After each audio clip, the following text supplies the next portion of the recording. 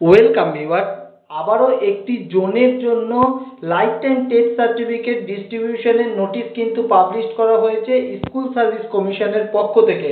এর আগে আমরা দেখেছিলাম যে সাউথ রিজনের কিন্তু লাইফ টাইম টেস্ট সার্টিফিকেট ডিস্ট্রিবিউশনের যে নোটিশ তা পাবলিশ করা হয়েছিল, আর এইবার কিন্তু যে নোটিশটি পাবলিশ হয়েছে তা কিন্তু সাউথ ইস্টার্ন রিজনের রিভ্যালিডেটেড টেস্ট সার্টিফিকেট 2011 বা life time test certificate 2011 notice. এবং আমরা এটি দেখব যে কবে এই লাইফ টাইম টেস্ট সার্টিফিকেট দেওয়া হবে সাউথ ইস্টার্ন রিজনের জন্য। এবং এখানে কিন্তু সামান্য কিছু পরিবর্তন করা হয়েছে এই লাইফ টাইম টেস্ট সার্টিফিকেট কালেকশনের ক্ষেত্রে। তার আগে আমরা জানবো এখানে যে ডেট এবং টাইমের কথা বলা হয়েছে, অর্থাৎ কবে এবং কোন সময় দেওয়া হবে।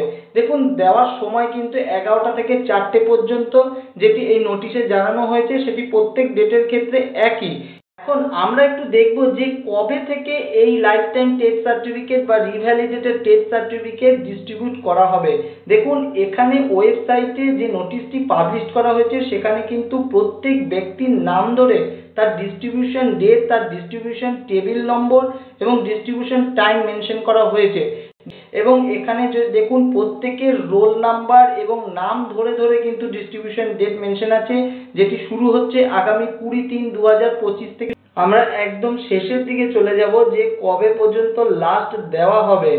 দেখুন, এখানে কিন্তু আমরা লাস্ট যখন দেখছি এখানে 2903 সিরিয়াল নম্বরের যে ব্যক্তি, তার কিন্তু লাস্ট 19/5 অর্থাৎ আগামী মে মাসের 19 তারিখ পর্যন্ত কিন্তু এই লাইফ টাইম টেস্ট সার্টিফিকেট দেওয়া হবে।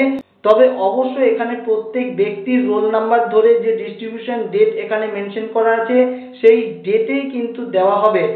এখানে যে প্রত্যেক ব্যক্তির জন্য ডিস্ট্রিবিউশন ডেট মেনশন করা হয়েছে সেই ডেটে যদি সেই ব্যক্তি উপস্থিত থাকতে না পারে, সেই ক্ষেত্রে কিন্তু কমিশনের পক্ষ থেকে যেটি জানানো হয়েছে, দেখুন তাদের অপেক্ষা করতে বলা হচ্ছে যতক্ষণ না ফার্দার আবার কোনো নোটিফিকেশন দেওয়া হয় কমিশনের পক্ষ থেকে এই সার্টিফিকেট ডিস্ট্রিবিউশনের জন্য। এর আগে আমরা সাউথ ইস্টার্নের ক্ষেত্রে দেখেছিলাম যে এই নিয়মটা কিন্তু প্রযোজ্য ছিল না, কিন্তু সাউথ ইস্টার্ন রিজনের জন্য কিন্তু এই নিয়মটি প্রযোজ্য। সেটি কি না, এই টেস্ট সার্টিফিকেট কালেক্ট করার ক্ষেত্রে সেই ব্যক্তিকেই কিন্তু কালেক্ট করতে হবে, কোনো অথরাইজেশন ব্যক্তি কিন্তু অ্যালাউড নয়। এর আগে আমরা সাউথ ইস্টার্নের জন্য দেখেছিলাম যে অথরাইজেশন ব্যক্তি কিন্তু কালেক্ট করতে পারবে লাইফ টাইম টেস্ট সার্টিফিকেট সেই ব্যক্তির পরিবর্তে, কিন্তু এখানে কিন্তু সেটি হচ্ছে না, সেই ব্যক্তিকেই কিন্তু life time test certificate collect করতে হবে। আরও কয়েকটি গুরুত্বপূর্ণ বিষয় এই life time test certificate collect করার ক্ষেত্রে। দেখুন, 1 নম্বরে যেটি বলা হয় 2011 টেস্ট সার্টিফিকেটের যে সাবমিশনের যে রিসিপ্ট কপি, সেই রিসিপ্ট কপি কিন্তু লাগবে। 2 নম্বরে বলা হয়েছে 2011 টেস্ট পরীক্ষার যে অ্যাডমিট কার্ড সেটি লাগবে। যদি কোনো কারণে সেই অ্যাডমিট কার্ড না পাওয়া যায় সেই ক্ষেত্রে কিন্তু সংশ্লিষ্ট থানার জিডি কপি কিন্তু অবশ্যই সাবমিট করতে হবে।